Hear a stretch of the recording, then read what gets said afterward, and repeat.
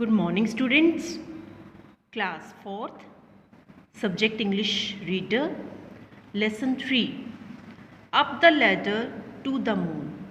Up the ladder to the moon क्या होता है? चांद तक जो सीढ़ी लगाना, ऊपर तक, चांद के ऊपर, नीचे से ऊपर तक सीढ़ी लगाना. Look at the picture and talk about the folk tales. हम जो ये पिक्चर्स देखते हैं इनकी लोक कथाओं के बारे में आप बताएंगे. जो टॉर्टवाइज है, क्रेन्स, टॉकेटिव, ये वर्ड्स हैं जिससे आप ये स्टोरी बताएंगे. Heart, monkey, greedy, river, crocodile, vice, ये दोनों जो हैं हमारी स्टोरीज़ हैं. अब हम लेसन रीड करते हैं बेटे. Once upon a time there lived a couple in a village. They had a little boy. As he was the only son, he was the apple of their eyes. एक बार की बात है, एक गांव में एक कपल रहता था. कपल मैंने जोड़ा, मतलब हस्बैंड वाइफ. उनका एक छोटा बेटा था, छोटा लड़का था, क्योंकि वो एक लौता पुत्र था. As he was the only son, एक लौता बेटा था, इसलिए वह he was the Apple of their eyes. Apple of their eyes का मीनिंग होता है आँखों का तारा था. वह उनकी आँखों का तारा था. One fine evening the little boy was sitting outside in the courtyard with his parents. एक अच्छी शाम छोटा लड़का बाहर आंगन में अपने माता पिता के साथ बैठा था. Up above the sky the moon was shining among the twinkling star. He was fascinated by the beautiful sight of the glittering moon, and he was staring at it for the quite some time. Then he said to his parents. एक अच्छी शाम मैंने बताया, मतलब जो शाम को जो मौसम अच्छा था, छोटा लड़का बाहर आंगन में अपने मम्मी पापा के साथ बैठा हुआ था. आसमान के ऊपर टिमटिमाते तारों के बीच में चांद चमक रहा था, रोशनी दे रहा था. बड़ी ही ज़्यादा चमक आ रही थी. चमकते चांद के सुंदर नज़ारे को देखकर वह बड़ा खुश हो गया. उसको देखे ही जा रहा था और काफ़ी देर तक उसे घूरता रहा. और फिर उसने अपने मम्मी पापा से, माता पिता से कहा, oh, is such a beautiful moon. Father, please go up there and get the moon. Please bring it to me. I want to play with it. The moon should be mine.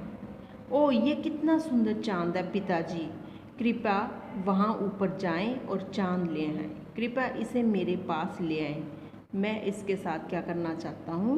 इसके साथ खेलना चाहता हूँ. चांद मेरा होना चाहिए. वो क्या कहता है? चांद क्या होना चाहिए? मेरा होना चाहिए.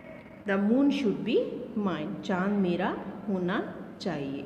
His father tried to explain to him that the moon stays far away in the sky and that there was no path to reach there. The stubborn child, however, refused to listen to him.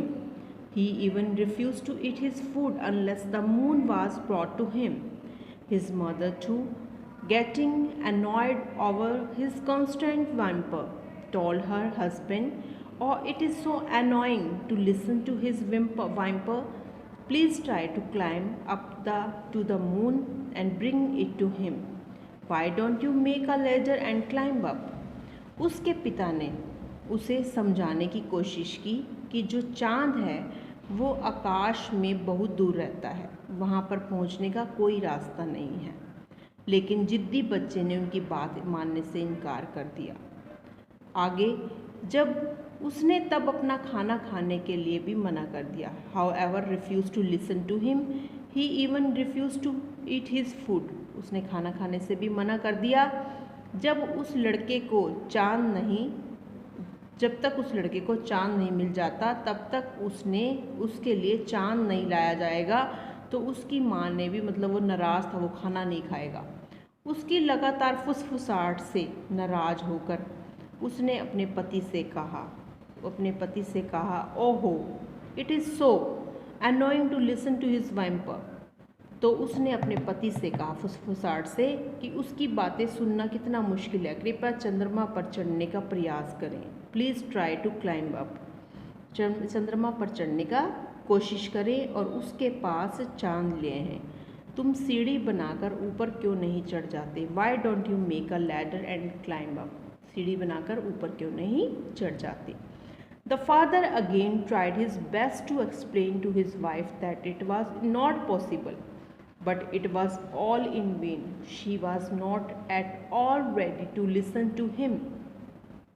पिता ने फिर से अपने पत्नी को, अपनी wife को समझाने की कोशिश की कि यह संभव नहीं है, मुश्किल है ये बात, लेकिन यह सब व्यर्थ था। वह उसकी बात सुनने के लिए बिल्कुल भी तैयार नहीं थी।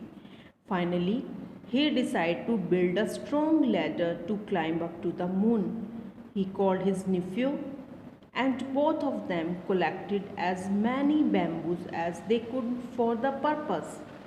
अंत में उसने चांद को पर चढ़ने के लिए एक मजबूत सीढ़ी बनाने का फैसला किया और उसने अपने भतीजे को बुलाया। ही कॉल्ड हिज नेफ्यू, अपने भतीजे को बुलाया। उन दोनों ने इस उद्देश्य के लिए जितना हो सके उन्होंने उतने बांस इकट्ठे किए ताकि उस उद्देश्य को, मतलब ताकि इस काम को, इस पर्पस को पूरा किया जा सके। Bamboos as they good for the purpose, ताकि इस पर्पस को, इस काम को पूरा किया जा सके।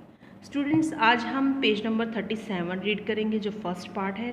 नेक्स्ट हम कल करेंगे। Okay students, have a nice day.